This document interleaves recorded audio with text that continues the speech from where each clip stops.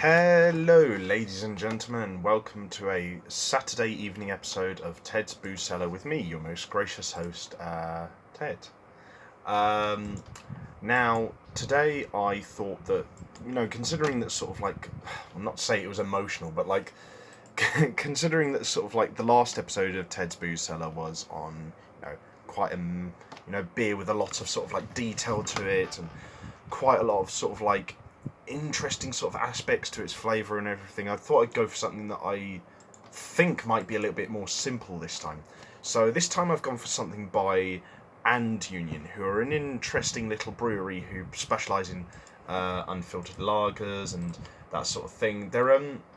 I don't know much about them, to be honest, because well, to be honest with you, they're one of those companies that I've always seen the products of in shops, but I've never really actually tried any of them, so I'm interested to see what they're like. And first off, we're going to be going on to have a look at their Neu Black Lager. New spelt Neu, just to be interesting, I guess. So, in regards to And Union's Neu Black Lager, it is a rich and toasty and complex yet light-bodied and refreshing unfiltered black lager. So the thing to notice about a lot of And Union's drinks is that they're unfiltered. So they might have quite an interesting and sort of simplistic taste. I don't know because I've never tried any of their drinks before, but I hope that's what it's like. Just something simple, something plain and to the point that doesn't sort of like try and muck around with any weird flavours. I would sort of hope that's the case anyway, but you can never know, and so yeah, let's give this a try. And bottoms up as always. So it's 5%, just so you know. So it's relatively strong-ish. Same strength as like Kronenbourg, but I guess it'll probably taste a bit different. Weird. It smells kind of a bit weird because it's kind of crushed between a hazy lager, a craft beer, and an IPA. And also a little bit of like a Belgian hazy ale as well. I'm getting a look at the colour right now. It's a weird sort of like darkish gold. I'm not really sure what it is, but yeah, no, I'm interested to taste what it's like. So, bottoms up.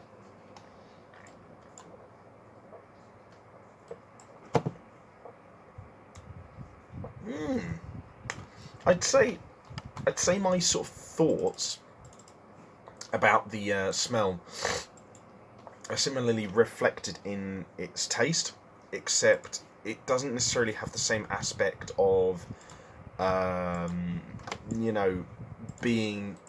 that IPA tang that an IPA would, having that sort of like back of the throat sort of like bitter kick from all those hops.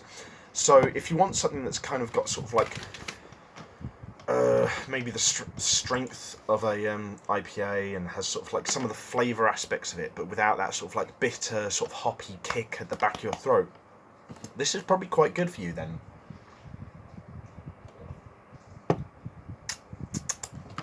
Yeah, it's pretty nice actually. I would say probably,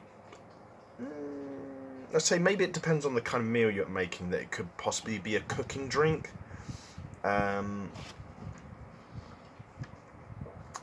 Again, depending on the kind of meal you're having, it probably could be a decent sort of like having with a meal drink, but then again, probably depends on which kind of meal you're having. I think it would probably be best with something that's quite sort of simplistic in flavour and stodgy-ish. Then I think I'd probably say it's pretty comfortable in terms of pre-drinks and having a couple with your mates over a chat, or having a couple by yourself just to decompress. I think the only category I don't know if it really fits into is maybe having as a sesh drink, because it's a little bit, even though it's unfiltered, it's a bit of a refined sort of like taste that I don't know if you really want to sort of like maybe just savour a bit and not sort of like use as your main sesh drink. Maybe you'd want something a bit more simplistic, but I don't know.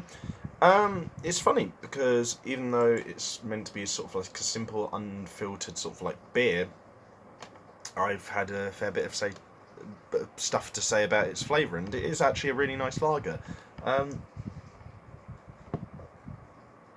Doesn't blow me away. So I'd say it's probably a 7 out of 10. But it's a respectable 7 out of 10. It's a good, solid 7 out of 10. So yeah, I'd say definitely go for this one in the future. It's a nice little lager that will probably be good with some beer nuts, I feel, and maybe some like flatbread and kebab or something like that. So yeah, no, definitely give it a check out. In any case, I hope you guys have enjoyed this video, or at least found it somewhat informative. As always, if you did like this video, leave a like, share and subscribe. What else? I don't know why I keep forgetting this stuff. I say it in every video.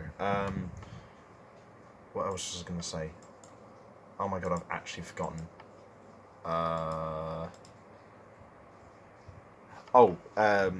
Check out my other social medias, YouTube channels and live streaming channel in the video description below.